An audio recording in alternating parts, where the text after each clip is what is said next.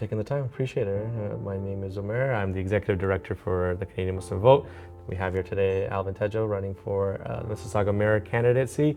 We'll start off with, tell us a little bit about yourself. Yes. And which ward are you part of, and a little bit about your work, and then we'll take it from there. First of all, assalamu alaikum. Thank you. Mayor, it's a pleasure seeing you again. Yes. We've had a number of good conversations in the past, and so it's important that I say thank you for this opportunity to talk to Canada Muslim Vote, because I think it's really important that we're engaging with the community as much as possible. 100%. I'd like to tell sort of my story from the beginning, which is my parents immigrating to Canada, and they came from Indonesia, and we moved to Mississauga when I was 4 years old. Amazing. And to me, it's really important to tell that story because it colors, my history, why we're here, what we've been trying to do from my time on council, and just in my career in general. But my parents came here like so many immigrants did because they saw opportunity in the city. They needed to get an education. Yep. They already had an education back home. Yep. But my father's degree wasn't recognized. He had to start all over again, like so many other immigrants had to do. And they worked hard. They worked really hard. My mom worked at Swiss LA. My dad worked as a pizza delivery guy, going through school, and then finally started his own practice in his 40s. Right. And so they saw that opportunity. They needed to get together with the community, and they needed to be able to buy a home. Right. And Mississauga provided a lot of that. Right. It provided that community with newcomers, being able to come together and sort of have that shared experience and support each other, which is really important.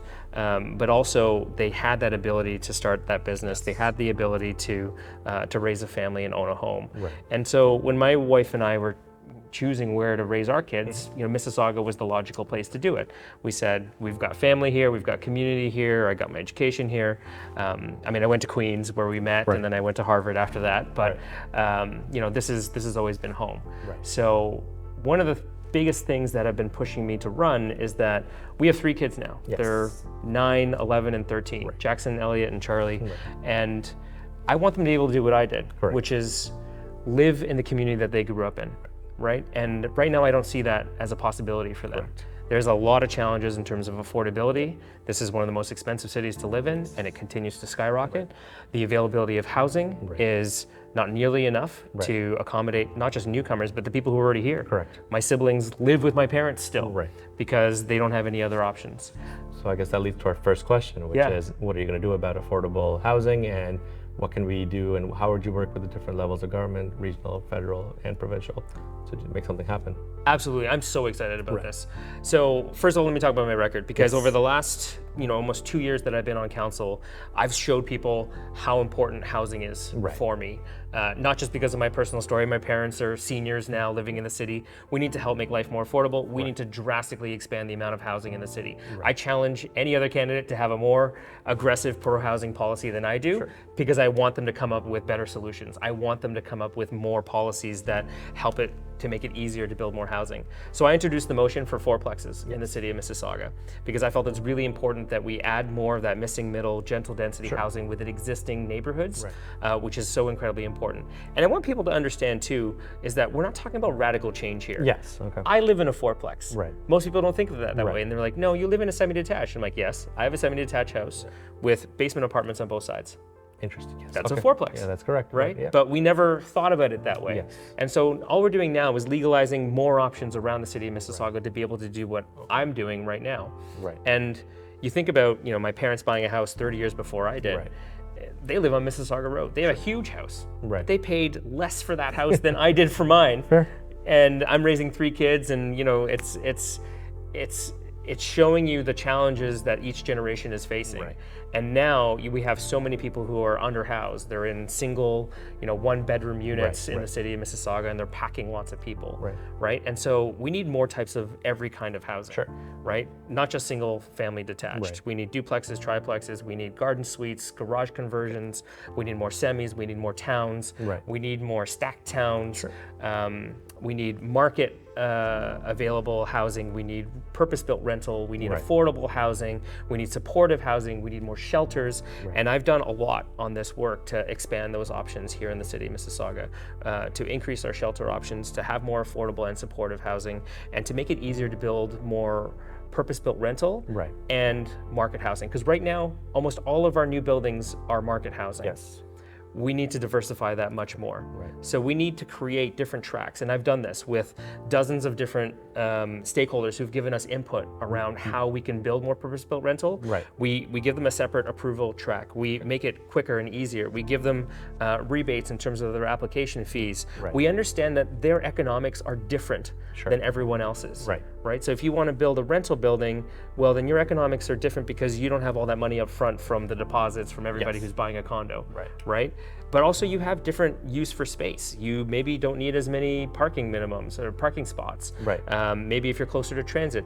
We want to create a transit-oriented community. Right. We already know how bad traffic is in Mississauga. So without forcing people out of their cars, we need to give them options. Right. So that means safe and reliable transit, safe and reliable bike network, and to be on the lines and proximity to where the transit is where we should have our new development. Fantastic. All right. Just going back to the question around just working with the different levels of government, what plans do you have to work with the provincial or the federal government for this? So everyone is interested in building more housing. Yes. And they've given carrots and sticks, and we need to go where the money is and where the priority is. Two things. One, my motion that approved fourplexes also made sure that we were building along transit corridors and transit lines. That got us $113 million of federal dollars over the next 3 years. So I'm very proud that I'm already working with the minister's office in order to get that funding. There's more that we can do. We need more infrastructure support from them, and we're talking to them about that already. On the provincial government side, we didn't hit our housing targets last year. They set the housing targets. They're using more of a stick approach, but we lost $32 million in funding from the provincial government because we were nowhere close to hitting our targets. We only hit 39% of our housing targets. So we need to do a lot more because as we continue to fall behind, that's going to cost us more money. Right. So we need to find ways to build more housing, approve more housing quicker, so that we can get closer to hitting our targets and continue to work with the provincial government as well because they want to incentivize the right kind of building too. So if we can unlock more lands, provincial lands, federal lands, municipal lands, and then use that to developers, working with them to get more affordable housing built in those spaces, well, then there's the collaboration everybody's looking for. For sure. Now, another critique that comes out is that a lot of times there's vacant houses available. Would you be looking at anything like other cities where they have vacant home taxes or anything like that? 100%. Okay. 100%. I've been on this at council many times for the last couple of years. Every single time I say, where is it? Where are we on the vacant homes tax? We need a vacant homes tax in Mississauga. We would run it through the region appeal. We need to learn from what Toronto did and how they messed up. But you can see other cities like Vancouver who've done it well, and we need to learn from that. We need more revenue tools at the city. Affordability is an important issue, and I'm happy to talk more about that in terms of how we're going to make life more affordable. But we also need to expand the revenue tools that are available, and make sure that we have the funds there to support the building that is necessary. Because we need to upgrade our pipes, we need to upgrade our roads, we need to keep investing in transit, and we can do that with more revenue tools like a vacant homes tax. Fair. And then in terms of just touching up on your point about transit. Obviously, the LRT project is what other plans do you have, or would you like to propose in order for? So the LRT is not enough. It's great. I'm very grateful that we got it done, and it's going to be done hopefully in the next 18 months. It's a bit behind schedule, but not as bad as the Eglinton Crosstown. But we also we're not using that as a that's not the bar. That's not the bar. That's easy to beat. But we also have to justify this investment too, right? The provincial government and the federal government have both announced support for the Milton line on the GO train for two-way all-day GO. It's going to cost over $6 billion to upgrade this. So you add that, and you add the fact that here Ontario has been building out the LRT, and you have to think that our future development for housing has to be oriented around that new transit. We're not going to just get these lines for the existing houses and homes that are here. It has to be to support new development. So I want to be much more aggressive in allowing more development around those specific areas where you look at Cooksville and you have 3 major transit lines going through it, with Hurontario, with the Milton line, and with the Dundas BRT, which I want to upgrade to an LRT. We turned down a subway from Kipling Station to square one twice in our history as a city of Mississauga, we can't make the same mistake.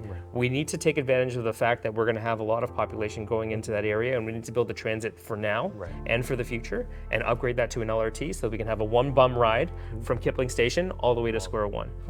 On top of that, we need to create a rapid transit network across the city of Mississauga. We've got a couple of east-west lines, and one northwest line, but we need significantly more.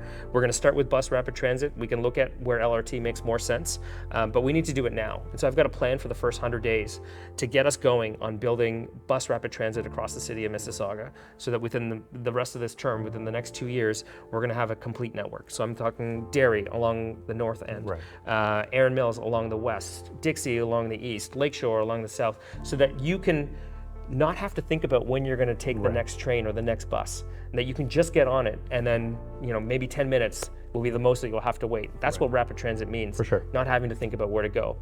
Once we do that, then we will give people the real option to choose whether or not they want to take the bus, on an LRT, ride a bike, or drive their car. Fantastic. So one of the things that we do here at TCMV is we poll the community. We spend a lot of time at the grassroots. We work with the community organizations, a lot of masjids, with all the mosques. So one of the things that we've seen, and it's been coming up quite often, is there's been a recent surge in Islamophobia across the nation, but also within the city. In your work, what have you done in the past to combat Islamophobia? What would you do, and what action plans would you put in moving forward? But also, would you be looking to bring on an advisory committee of any sort in order to combat this, and what action plans would be taken in order to make this something that the community feels that they are safer? I'm so glad you brought this up. This is really important to me personally. I mean, I'm a racialized person myself. I've grown up in this community, and I understand the challenges that we're facing. I don't understand it personally, but I understand it in the context of what I've faced growing up myself, and the anti-Asian sentiment that came up during COVID. And we need to do a lot more as a city. We need to do a lot more as community leaders. Primarily, my job is to make sure everyone feels safe. Safe in your own home, safe in your community, safe in your public spaces. We can't stand for any types of discrimination, Islamophobia. It is all inappropriate. That is not why we're here. I genuinely believe we are a stronger community because of the amount of diversity that we have. But at the same time, I'm the first East Asian person ever elected to City Council in Mississauga. We have a long way to go. We've come a decent way, but there's a lot more to do. We absolutely need more representation at City Council. We absolutely need an advisory board. I would create a mayor's Muslim advisory board or a caucus to make sure that I understand the concerns that you're going through on a daily basis, and have concrete actions that we can implement at the city and at the regional level, because that's the real action. That's what we can really do. I'm already on the diversity, equity, and inclusion committees of both the region and at the city of Mississauga, combating racism and hate. And it's incredibly important that that work isn't token, but that we actually have genuine input from the community and real results that we're going for to make people feel safer and to understand the challenges that are coming through. So this will definitely be one of my priorities. Just sort of on that notion, one of the other things that the community is very hurting with what's happening in Palestine and the military aggression by Israel. I understand there was a ceasefire motion put forward by the city, which was a great first step. What other steps would you take in order to ensure the community feels like their voices are being heard, and we can do whatever we can do to sort of help address the root cause of what's going on?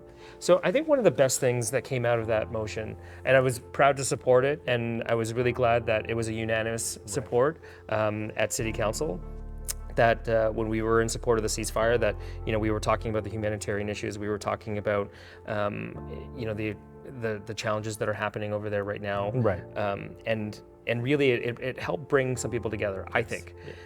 Some people saw it as divisive, but I saw it as sort of almost a cathartic exercise for people to go through, because people don't feel heard. They don't feel that they have a vehicle in which to express their frustration and to look for change. We can only do so much in our little city here in Mississauga, right? But what we can do is we can provide an opportunity for people to come out and be heard. Right. So I want to have more public forums. I want to have more opportunities for the community to come out, not just talk to me, but talk to other leaders. Right. My job is a facilitator. I can bring in MPs, I can bring in MPPs, we can bring in experts on Islamophobia, we can bring in academics on the subject as well, who can help us better understand the challenges and what we can potentially do. Right. So it's not just a forum to express your frustration, which absolutely we need as well, but it's productive. What else can we do, and then how can we help educate our own population here in Mississauga so that people understand the frustration and the challenges that the community is facing, and it becomes less adversarial. For sure, I appreciate that.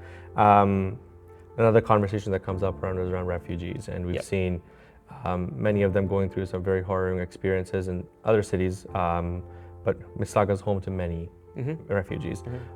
What steps can we take, even including financially, to help support them and make it a more of a welcoming city than it has been? Yeah, so we have some amazing programs run through the Region of Peel on refugee support. There's actually a refugee hotline for health services that you can call. I don't know if you can put the number down here, but people can call in order to access health supports as well as other refugee supports. And it's in multiple languages as well, including Arabic. So that's a good first step. But we coordinate a number of additional services to support people as well, from financial support through Ontario Works, through healthcare support with the federal program that helps cover some of your medical issues if you have medical issues. Right. We have employment services that we support as well. We have housing services. We need to do more. Yes. It does exist. It needs to be more robust and easier to navigate. Right. I'm sure most refugees don't know that there's a helpline. Right. Right. They can call 211 or 311 and try to get access to some of those services. Maybe that's the easiest line. Call 311 and start from there, because that's kind of the easiest number to remember. Any municipal service you can call 311 for, Right. And then that way they can sort of get the full suite of the services that are available. Because we work with so many different settlement services, newcomers, in order to help them and get that done. Right. Yeah. And then just the last question. One of the questions that comes up is, as the mayor, you also now have this strong mayor power, right? Is there a scenario that you see yourself using that? And if so, when and how, or where if you were to use it, where would you use it? Yeah, I mean, I'm not opposed to using it. It's a power that's there to help us get the provincial priorities done, mostly on housing, but also on affordability, building complete communities, which I think is really important. Right. And if we need to do that, then that's acceptable. Okay. I don't think you should ever take a tool out of the toolbox. Right. And really, one of my big issues is helping people with affordability. Right. And I'm the only candidate in this race that's talking about a tax freeze. Right. It's a responsible tax freeze. Yes. Because we have a reserve. Yep. We're going to take 20% of the reserve for a rainy day, because people are struggling now more than ever. Right. And I'm sure you've heard so many of these stories, but more and more people are using the food bank for the first time. Right. A huge percentage of the city. People who consider themselves middle class. Yes. And have a lot of struggle, even admitting that they need the help to use a food bank. Right. We have more usage of the food bank than we've ever had in the history of our city. And we've got more people using it than we've ever had in the history of our city.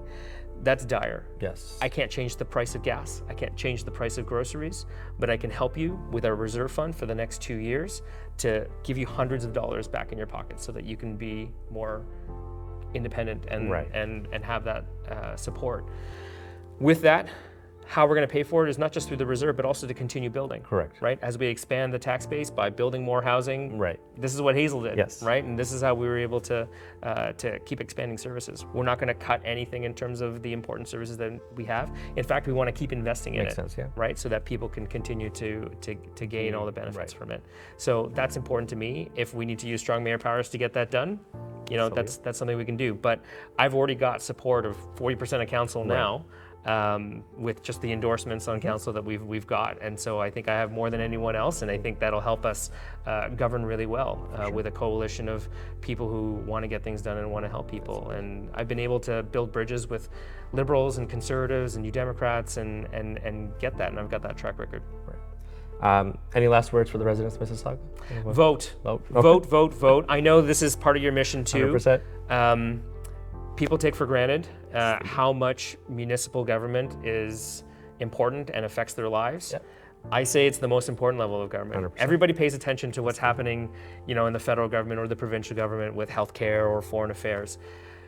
If the municipal government doesn't run well, your garbage doesn't get picked up. Right. When you call 911, no one answers, right? Your day-to-day services that you rely on are all municipal services. Right. And only 21.8% of people voted in the last election.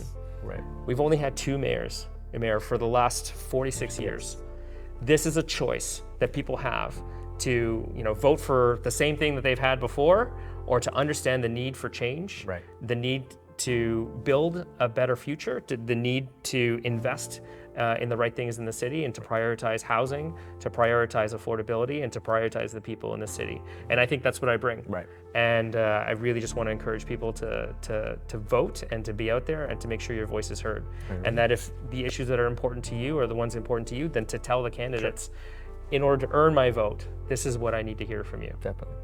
All right, thank you very much, Alvin. Appreciate your time. Appreciate you taking the moment to speak with us. And we will look forward to get everyone out there to go vote. Yes, Thank you. and inshallah, everybody votes. Inshallah they will. Yes. Right, all right. All Thanks right. a lot. Thank you. Appreciate it.